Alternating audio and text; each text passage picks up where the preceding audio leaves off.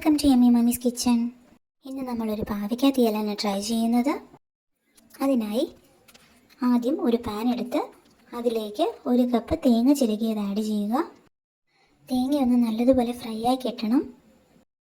അതിലേക്ക് 2 അല്ലി വെളുത്തുള്ളിയും 1 ടീസ്പൂൺ മഞ്ഞൾപ്പൊടിയും കൂടി ചേർത്ത് നല്ലതുപോലെ ഒന്ന് ഇളക്കിയെടുക്കുക. തേങ്ങ ലോ ഫ്ലെയിമിലിട്ട് കണ്ടിന്യൂസ് ആയി ഇളക്കിക്കൊണ്ടിരിക്കുക. നല്ലതുപോലെ ഒരു ബ്രൗൺ കളർ കിട്ടുന്നത് വരെ നമ്മളിതുപോലെ ഇളക്കണം. തേങ്ങ വേഗം കരിഞ്ഞു പോകാൻ ചാൻസ് ഉള്ളതിനാൽ നമ്മൾ കണ്ടിന്യൂസ് ആയി അത് ഇളക്കിക്കൊണ്ടിരിക്കണം. നല്ലതുപോലെ വറുത്ത് കിട്ടണം. നല്ലൊരു ബ്രൗൺ കളറായി കഴിയുമ്പോഴേക്കും അതിലേക്ക് 1/2 ടീസ്പൂൺ നല്ല ജീരകം ആഡ് ചെയ്യുക. അതൊന്ന് നല്ലതുപോലെ ഇളക്കിയെടുക്കുക.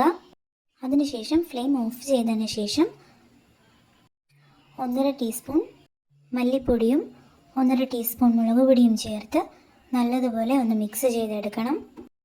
പച്ചമണം മാറുന്നത് വരെ ഒന്ന് ഇളക്കിയെടുക്കണം. ഫ്ലെയിം ഓഫ് ചെയ്തതിന് ശേഷം ഇത് ആഡ് ചെയ്താൽ മതി. തേങ്ങയുടെ ചൂടിൽ തന്നെ നമുക്കത് റെഡിയായി കിട്ടിക്കോളും. ഇതെല്ലാം നല്ലതുപോലെ മിക്സ് ആയതിനു ശേഷം അതൊന്ന് തണുപ്പിക്കാനായി മാറ്റി വയ്ക്കുക. ആ സമയം ഒരു ചട്ടി എടുത്ത് അതിലേക്ക് 1 ടേബിൾ സ്പൂൺ എണ്ണ ആഡ് ചെയ്യുക. എണ്ണയൊന്ന് ചൂടായി വരുമ്പോൾ അതിലേക്ക് 1 ടീസ്പൂൺ കടുക് ആഡ് ചെയ്യുക. കടുക് ഒന്ന് പൊട്ടിക്കഴിയുമ്പോഴേക്കും അതിലേക്ക് 1 പിഞ്ച് ഉലുവ ആഡ് ചെയ്യുക. അതിനുശേഷം അരിഞ്ഞു വെച്ചിരിക്കുന്ന 1 സവോളയും 2-3 പച്ചമുളകും കുറച്ച് കറിവേപ്പിലയും കൂടി അതിലേക്ക് ആഡ് ചെയ്യുക. അതിലേക്ക് 1 ടീസ്പൂൺ ഉപ്പും കൂടി ചേർത്ത് നല്ലതുപോലെ ഒന്ന് ഇളക്കിയെടുക്കണം. സവോള എല്ലാം ചെറുതായി ഒന്ന് വാടി വരുമ്പോഴേക്കും അതിലേക്ക് നമ്മൾ ചെറുതായി അരിഞ്ഞു വെച്ചിരുന്ന പാവയ്ക്ക ആഡ് ചെയ്യണം. അതിനുശേഷം പാവയ്ക്കയും സവോളയും തമ്മിൽ നല്ലതുപോലെ ഒന്ന് മിക്സ് ചെയ്തെടുക്കുക. പാവയ്ക്ക ഒന്ന് ചെറുതായി വാടി കിട്ടണം.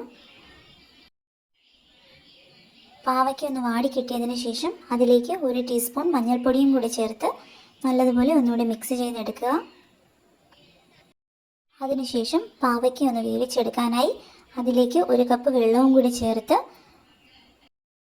നല്ലതുപോലെ ഒന്ന് ഇളക്കിയെടുത്തതിന് ശേഷം ഒന്ന് മൂടി വെച്ച് വേവിക്കുക. പാവയ്ക്ക വേകാനായി കുറച്ച് സമയം നമുക്ക് ആവശ്യമാണ്. ആ സമയം നമ്മൾ നേരത്തെ വറുത്ത് വെച്ചിരുന്ന തേങ്ങ നമുക്കൊന്ന് അരച്ചെടുക്കണം.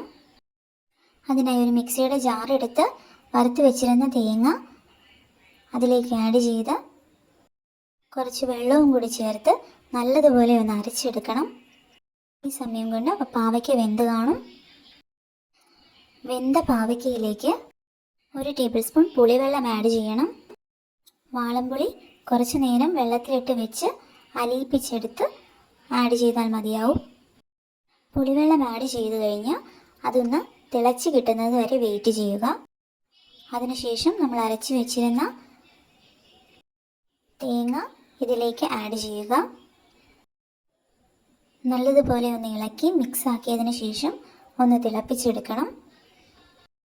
പാവയ്ക്കയുടെ കയ്പ്പ് അറിയാതിരിക്കാനായി നമുക്കതിലേക്ക് 1 പിഞ്ച് പഞ്ചസാര ആഡ് ചെയ്യാവുന്നതാണ്.